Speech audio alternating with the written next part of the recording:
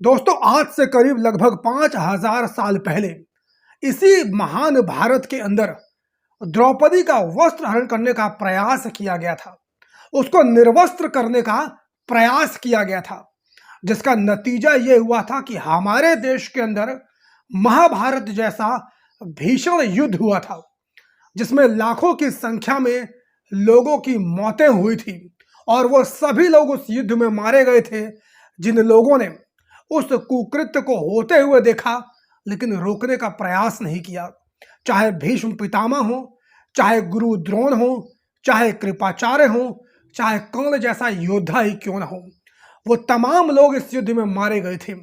यहां तक कि पांडवों ने अपने बेटों तक को खो दिया था। अभिमन्यु तक को इस युद्ध में मौत मिली थी। आप सभी लोग सोच रहे होंगे दोस्तों कि आज मैं आपसे महाभारत युद्ध का जिक्र क्यों कर रहा हूं। दोस्तों, आज मैं आप लोगों से महाभारत युद्ध का जिक्र इसलिए कर रहा हूं क्योंकि आज इतने वर्षों के बाद हमारे देश में कुछ उसी प्रकार की, या ये कहूं कि उससे भी विभत्स और उससे भी घटिया हरकत हमारे देश में एक बार फिर से देखने को मिली है। मणिपुर की घटना के बारे में अभी तक आप सभी लोगों को सोशल मीडिया के माध्यम से मालूम चल ही गया होगा। आप सभी लोगों ने देखा होगा किस तरीके से मणिपुर के अंदर हजारों की संख्या में लोग एकत्रित होते हैं और कुछ महिलाओं को, एक दो महिलाओं को पूरा निर्वस्त्र कर देते हैं और उनकी परेड करवाते हैं। वो महिलाएं रोती हैं, बिलखती हैं, हाथ जोड़ती हैं, मदद की गुहार लगाती हैं, लेकिन किसी को भी उस महिला के ऊपर दया नहीं आती है। वो लोग इतने ज्यादा जानवर बन चुके होते हैं कि उस महिला के स्तनों के साथ छेड़छाड़ करते हैं। वो महिला जा रही होती है, उसके प्राइवेट पार्ट को छूते हैं, उसके बाद उसको खेत में ले जाते हैं, झाड़ियों में ले जाते हैं, जहां पर गैंग रेप किया जाता है। उसी के 18 साल के भाई के सामने उसका गैंग रेप किया जाता है। बाद में मॉब लिंचिंग कर कर उसके भाई और उसके पिता, जो अपनी पुत्री और अपनी बहन को बचाने का प्रयास करते हैं, उनकी हत्या कर देते हैं। तो ये घटना बीते दिनों सोशल मीडिया पर देश के सामने आई, जिसके बाद पूरे दुनिया में इस घटना की चर्चा हुई और पूरी दुनिया में भारत की बेइज्जती हुई। इस पूरी घटना ने पूरे दुनिया के अंदर भारत की इमेज को शर्मसार करके रख दिया। और दोस्तों, जिस तरीके से महाभारत के युद्ध में भीष्म पितामह तक को मौत का सामना करना पड़ा था, उनको भी मौत के घाट उतारा गया था क्योंकि उनके पास पावर थी। उसके बावजूद उन्होंने द्रौपदी को बचाने का प्रयास नहीं किया। ठीक उसी तरीके से दोस्तों, मैं समझता हूं कि इस घटना में और हमारे देश में इस समय अगर कोई भीष्म पितामह की जगह है, उनके जितना पावरफुल है, तो भारत के प्रधानमंत्री नरेंद्र मोदी हैं। उनके रहते हुए हमारे देश के अंदर इस प्रकार की घटना घटित हो जाती है और यहां तक कि मणिपुर में सरकार भी बीजेपी के, मुख्यमंत्री भी उनके हैं। तो उनकी सरकार के होते हुए ऐसी घटना मणिपुर के अंदर घटित हो जाती है, तो मैं समझता हूं जिस प्रकार से दंड भीष्म पितामह को मिला था, उसी प्रकार से दंड भारत के प्रधानमंत्री नरेंद्र मोदी को भी मिलना चाहिए। और मैं दोस्तों राजनीतिक दंड की बात कर रहा हूं, मैं उस दंड की बात नहीं कर रहा हूं जो दंड भीष्म पितामह को मिला था। राजनीतिक रूप से नरेंद्र मोदी पूरी तरह से विफल साबित हुए हैं मणिपुर की हिंसा को रोकने में। दोस्तों, पिछले 80 दिनों से मणिपुर के अंदर हिंसा देखने को मिल रही है, लेकिन भारत के प्रधानमंत्री का एक शब्द मणिपुर हिंसा पर अभी तक नहीं निकला था। मणिपुर का म नहीं निकला था और हिंसा का ह नहीं निकला था। लेकिन जैसे ये घटना सोशल मीडिया के ऊपर वायरल हुई, पूरी दुनिया के अंदर इस घटना के बारे में जिक्र होने लगा, पूरी दुनिया के अंदर इस घटना के ऊपर थू थू होने लगी, भारत की बदनामी होने लगी। भारत पूरी दुनिया में जाकर कहता है कि हम उस देश से आते हैं जहां पर महिलाओं का सम्मान किया जाता है, जहां पर महिलाओं को देवी की तरह पूजा जाता है। जब नवरात्रे आते हैं तो लड़कियों को बुलाया जाता है, उनको खिलाया जाता है, सम्मान किया जाता है, उनको देवी की तरह पूजा जाता है। ऐसे देश में इस तरह से महिलाओं को निर्वस्त्र करके परेड कराया जाना, पूरी दुनिया भारत के ऊपर थूक रही है। और जब ऐसी घटना हुई, उसके बाद जाकर नरेंद्र मोदी के मुंह से मणिपुर हिंसा के ऊपर 2 शब्द निकले। उसमें भी नरेंद्र मोदी अपनी ओछी और घटिया राजनीति करने से बाज नहीं आए। नरेंद्र मोदी को चाहिए था कि इस घटना का जिक्र करते, इस घटना की निंदा करते और कहते कि दोषियों के ऊपर कड़ी से कड़ी कार्रवाई की जाएगी। लेकिन नरेंद्र मोदी ने ना तो इस घटना का निंदा की, बस ये बयान जारी किया कि मुझे इस घटना से बहुत ज़्यादा क्रोध है, दुनिया भर में भारत की बेइज्जती हो रही है। उन्होंने मणिपुर के साथ साथ राजस्थान और छत्तीसगढ़ का भी जिक्र किया। ये दिखाने और बताने की कोशिश की कि सिर्फ बीजेपी के राज्य मणिपुर में महिलाओं के साथ ऐसा नहीं हो रहा है, बल्कि कांग्रेस शासित प्रदेश राजस्थान और छत्तीसगढ़ में भी महिलाओं के साथ इसी तरीके से दुर्व्यवहार और कुकर्म हो रहा है। आप सोचिए दोस्तों कि हमारे देश का जो प्रधानमंत्री है वो कितना असंवेदनशील और कितना घटिया मानसिकता वाला है। मतलब ऐसे मौके पर भी अपनी ओछी और नीच मानसिकता का प्रदर्शन हमारे देश के प्रधानमंत्री की तरफ से देखने को मिला। मुझे तो बड़ी शर्म आई कि नरेंद्र मोदी ने इतना शर्मनाक बयान ऐसी घटना के ऊपर दिया। सिर्फ नरेंद्र मोदी नहीं बल्कि जितने भी विपक्ष के नेता हैं सभी ने इस घटना की निंदा की और सरकार से कठोर कार्रवाई करने की मांग की। इस पूरे मामले के ऊपर जो मणिपुर के चीफ मिनिस्टर हैं उनका बेहद ही शर्मनाक बयान सामने आया है। मणिपुर के चीफ मिनिस्टर बीरेन सिंह हैं। उन्होंने कहा है कि ये तो एक घटना है जो सोशल मीडिया के ऊपर वायरल हो गई तो आप सभी लोग हाय तौबा मचा रहे हैं। मणिपुर के अंदर ऐसी सैकड़ों घटनाएं घटित हुई हैं। मणिपुर के मुख्यमंत्री कुछ इस तरीके की बात कर रहे थे जैसे कि उनके राज्य में कितना महान काम हो रहा है। मैं तो मणिपुर के मुख्यमंत्री से बोलना चाहता हूं कि भैया, जब आपके राज्य में ऐसी अनेकों घटनाएं हो रही हैं तो आपकी सरकार कर क्या रही है? और अगर आप इन घटनाओं को रोकने में असफल हो रहे हैं तो आप अपने पद के ऊपर बने क्यों हैं? आप इस्तीफा क्यों नहीं दे देते हैं? मैं आपको यह भी दिखाता और बताता हूं कि अखिलेश यादव और तेजस्वी यादव ने इस पूरे मामले के ऊपर क्या बयान जारी किया है। लेकिन उससे पहले दोस्तों मैं चाहता हूं कि आप सभी लोग इस वीडियो को पूरा और अंत तक जरूर देखें, क्योंकि मैं आप सभी लोगों को मणिपुर में हिंसा क्यों हो रही है, इसके पीछे कारण क्या है, ये बताना चाहता हूं। क्योंकि अभी तक मैं दावे के साथ कह सकता हूं कि जितने भी लोग इस वीडियो को देख रहे हैं आप में से 90% या ये कहूं कि 99% लोगों को ये नहीं पता होगा कि मणिपुर में ये हिंसा आखिर हो क्यों रही है, आखिर इसके पीछे की असली वजह क्या है। तो इस वीडियो में जो मणिपुर हिंसा के पीछे की असली वजह है वो मैं आप सभी लोगों को बताना चाहता हूं। तो वीडियो को बिना स्किप के पूरा अंत तक देखिए और सभी लोगों तक इस वीडियो को शेयर जरूर कीजिएगा। तो सबसे पहले मैं आप लोगों को बताता हूं कि मणिपुर में जो तात्कालिक हिंसा हुई है वो क्यों हुई है। दरअसल 27 मार्च 2023 को मणिपुर हाई कोर्ट का एक फैसला आता है। तो दोस्तों मणिपुर हाई कोर्ट 27 मार्च 2023 को जो मैतेई समुदाय है उसको एसटी में शामिल करने का फैसला सुनाता है।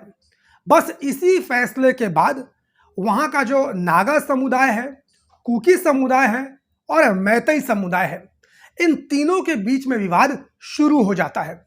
जो फैसला हाई कोर्ट मैतेई समुदाय को एसटी में शामिल करने का सुनाता है, इसके विरोध में जो नागा समुदाय है और कुकी समुदाय है ये दोनों खड़े हो जाते हैं।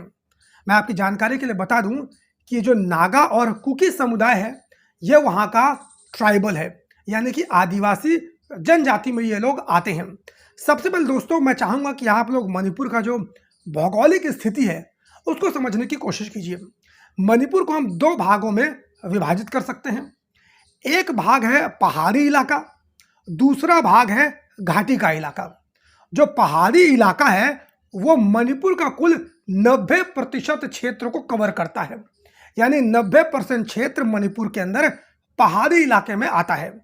वहीं जो 10% क्षेत्र है वो घाटी इलाके में आता है। और इस 90% क्षेत्र में मणिपुर की कुल आबादी का 42% लोग नागा, कुकी और अन्य आदिवासी जनजाति के लोग रहते हैं।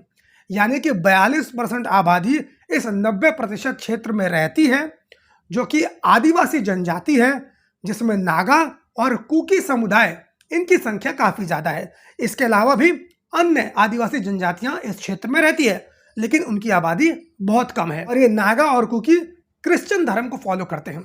वहीं दूसरी तरफ घाटी इलाके में जो 10% क्षेत्र को कवर करता है, इस 10% क्षेत्र में कुल आबादी का 57% मैतेई समुदाय रहता है जो कि हिंदू धर्म को फॉलो करता है। अब आप समझ गए होंगे दोस्तों कि जो घाटी का इलाका है इसमें 57% आबादी रहती है जो कि मैतेई समुदाय से संबंध रखती है, जो कि हिंदू धर्म को मानते हैं। वहीं दूसरी तरफ जो पहाड़ी इलाका है इसमें आदिवासी जनजाति रहती है जो कि नागा और कुकी समुदाय से आती है, जो आबादी का कुल 47% है, जो 90% क्षेत्र के ऊपर रहती है, और मैतेई समुदाय मात्र 10% क्षेत्र के ऊपर रहता है। नागा और कुकी समुदाय को एसटी का दर्जा पहले से प्राप्त है। वही जो मैतेई समुदाय है इसको 27 मार्च 2023 के बाद हाई कोर्ट के फैसले से एसटी का दर्जा प्राप्त हो गया। अब यहां पर जो नागा समुदाय है और जो कुकी समुदाय है ये लोग इस फैसले का विरोध करते हैं। फैसले का विरोध इसलिए करते हैं क्योंकि इन्हें लगता है कि अगर मैतेई समुदाय को एसटी का रिजर्वेशन मिल जाएगा तो उनको जो संवैधानिक अधिकार हक दिए गए हैं उनमें मैतेई समुदाय हनन करने लगेगा। अब आप सोचेंगे कि उनको ऐसे कौन से संवैधानिक हक और अधिकार दिए हैं जिसमें हनन हो जाएगा। तो दोस्तों कुछ संवैधानिक हक और अधिकार मैं आप लोगों को बता देता हूं।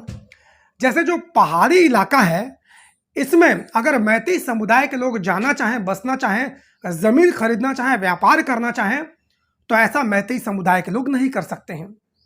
लेकिन वहीं पर अगर नागा और कुकी समुदाय जो कि आदिवासी समुदाय है वो मैतेई समुदाय के क्षेत्र में यानी कि घाटी इलाके में आना चाहे, यहाँ पर ज़मीनें खरीदना चाहे, बसना चाहे, व्यापार करना चाहे तो आदिवासी समाज कर सकता है। बस इसी का विरोध मैतेई समाज के लोग भी करते हैं। मैतेई समुदाय का ये मानना है कि हमको भी पहाड़ी इलाकों में ज़मीन खरीदने का, वहाँ पर बसने का अधिकार मिलना चाहिए क्योंकि हम लोग मात्र 10% क्षेत्र पर रहते हैं, इसके बावजूद कि हमारी आबादी 57% है। लेकिन इसका विरोध जितने भी आदिवासी जनजाति हैं ये लोग करते हैं। दूसरा विरोध का एक और बड़ा कारण है और वो कारण ये है कि राज्य में जितने भी रिसोर्सेस हैं उनके ऊपर मैतेई समुदाय का कब्जा है। आप इस बात से समझिए कि राज्य के अंदर 60 विधानसभा की सीटें हैं जिनमें 40 पर मैतेई समुदाय का कब्जा है, यानी 40 विधायक मैतेई समुदाय से आते हैं। जितने भी शिक्षण संस्थान हैं उसमें भी बड़े से बड़े पदों के ऊपर मैतेई समुदाय के लोग हैं। जितनी भी सरकारी नौकरियां हैं उनमें भी ज़्यादा संख्या मैतेई समुदाय की है। उसी तरीके से जितने भी इंस्टीट्यूट हैं उन सारे इंस्टीट्यूट के ऊपर मैतेई समुदाय यानी कि हिंदू मैतेई समुदाय का कब्जा है। और इसीलिए जो नागा और कुकी समुदाय है ये लोग विरोध करते हैं। उन्हें ऐसा लगता है कि एक तरफ तो इन लोगों का पहले से ही डोमिनेंस है, अगर इन लोगों को एसटी का दर्जा मिल जाएगा तो हमारे पास जो थोड़े बहुत राइट्स बचे हुए हैं उनमें भी ये लोग आकर कब्जा कर लेंगे। तो ये मुख्य वजह है इन दोनों के पीछे विवाद की। सिर्फ इतना ही नहीं दोस्तों, इन दोनों के विवाद के पीछे कुछ ऐतिहासिक और धार्मिक कारण भी हैं, वो भी आप लोगों को समझना चाहिए। दरअसल 1894 से पहले मणिपुर के अंदर एक प्रिंस का शासन हुआ करता था। जैसे हमारे देश के अंदर राजाओं का शासन हुआ करता था उसी तरीके से मणिपुर के अंदर भी प्रिंस का शासन हुआ करता था। लेकिन जब अंग्रेजों की हुकूमत आई तो मणिपुर के अंदर क्रिश्चियन मिशनरीज का बढ़ना शुरू हो गया और उन लोगों ने क्या किया, ये जितने भी ट्राइबल्स जनजाति थी यानी कि जो आदिवासी जनजाति थी इनको इन लोगों ने सुविधाएं देनी शुरू की, इनको एजुकेशन देनी शुरू की, इनको खाना पीना पैसे ये सारी सुविधाएं देनी शुरू की। क्यों देनी शुरू की? ताकि ये सभी लोग इनका धर्म परिवर्तन करवा सके। और इन क्रिश्चियन मिशनरीज ने इन ट्राइबल्स का धर्म परिवर्तन कराना शुरू कर दिया। आज की डेट में ये लोग क्रिश्चियनिटी को मानते हैं, लेकिन 1894 से पहले ये जितने भी मणिपुर में ट्राइबल्स थे ये लोग किसी भी धर्म को नहीं मानते थे। ना तो ये हिंदू धर्म को मानते थे, ना तो ये क्रिश्चियनिटी को मानते थे। ये लोग प्रकृति की पूजा करते थे। लेकिन क्रिश्चियन मिशनरीज के आने के बाद ये लोग क्रिश्चियनिटी को फॉलो करने लगे। एक रिपोर्ट के मुताबिक 1901 में वहाँ पर 8% क्रिश्चियन रहते थे और 60% हिंदुओं की आबादी थी। ये जो 8% क्रिश्चियन मैं आप लोगों को बता रहा हूँ ये वही ट्राइबल्स जनजातियाँ हैं और 60% मैतेई समुदाय। वहीं 1991 का सेंसस कहता है कि इन क्रिश्चियंस की आबादी बढ़ के 34% हो गई, यानी कि 34% ट्राइबल्स क्रिश्चियनिटी में कन्वर्ट हो गए। और 2021 का जो अनुमानित सेंसस है वो कहता है कि यहाँ पर 45% क्रिश्चियंस की आबादी हो गई है और 57% हिंदूज की आबादी हो गई है। ये भी एक बहुत बड़ा कारण है इन दोनों के बीच में विवाद का, क्योंकि वहां का जो मैतेई हिंदू समुदाय है उनको ऐसा लगता है कि इनकी आबादी बहुत ज्यादा तेजी से बढ़ रही है और इनको डर है कहीं ऐसा ना हो कि आने वाले समय में इनकी आबादी हिंदुओं से ज्यादा हो जाए, क्योंकि यहाँ पर जो मैतेई समुदाय है उनका ऐसा मानना है कि ये उनका लैंड है, एंसेस्टर लैंड है, और इसीलिए उनको इस बात का डर है कि कहीं यहाँ पर इन ट्राइबल्स क्रिश्चियन की आबादी हिंदू से ज्यादा ना हो जाए। तो ये बहुत बड़ी वजह है इन दोनों के बीच में विवाद का। इसके अलावा मणिपुर सरकार की नीति भी इन दोनों के विवाद की एक बहुत बड़ी वजह है। जब से मणिपुर के अंदर बीजेपी की सरकार आई है उसने मणिपुर फॉरेस्ट रूल 2021 के तहत पहाड़ी इलाकों में जो एनक्रोचमेंट इलीगल तौर पर कर रहे थे उनको अपने कब्जे में लेने का काम शुरू कर दिया है बड़ी कठोरता से। यानी कि मणिपुर सरकार का यह कहना है कि पहाड़ी इलाकों में कुछ लोग हैं जिन्होंने इलीगल तरीके से एनक्रोचमेंट कर रखी है और इसीलिए मणिपुर की सरकार उनके ऊपर कार्रवाई कर रही है और जो जमीनें इलीगल तौर पर उन लोगों ने कब्जा की हैं उनको अपने कब्जे में लेने का काम कर रही है। लेकिन इसका विरोध जो ट्राइबल्स हैं वो कर रहे हैं।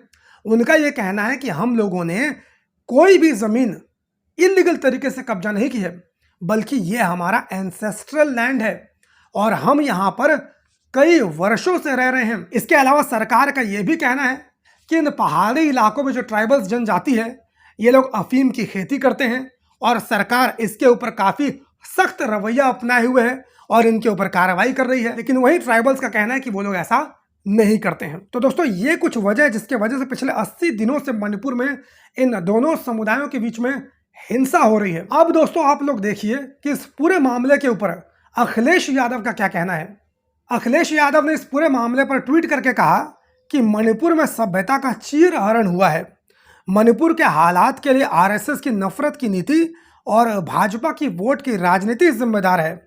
बहन बेटियों के परिवार वाले अब तो भाजपा की ओर देखने तक से पहले एक बार जरूर सोचेंगे।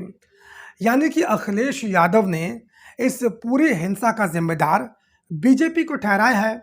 बीजेपी आरएसएस की जो नफरत की पॉलिटिक्स होती है उसको जिम्मेदार ठहराने का अखिलेश यादव ने काम किया है। आप सभी लोग क्या सोचते हैं कमेंट करके अपनी राय जरूर दीजिए और इस चैनल को सब्सक्राइब ना किया हो तो सब्सक्राइब कर लीजिए। बाकी फेसबुक, ट्विटर, इंस्टाग्राम यहाँ पर मेरी आईडी आप सभी लोग को मिल जाएगी। मुलाकात करता हूँ किसी और वीडियो में, तब तक के लिए बहुत बहुत धन्यवाद। जय हिंद।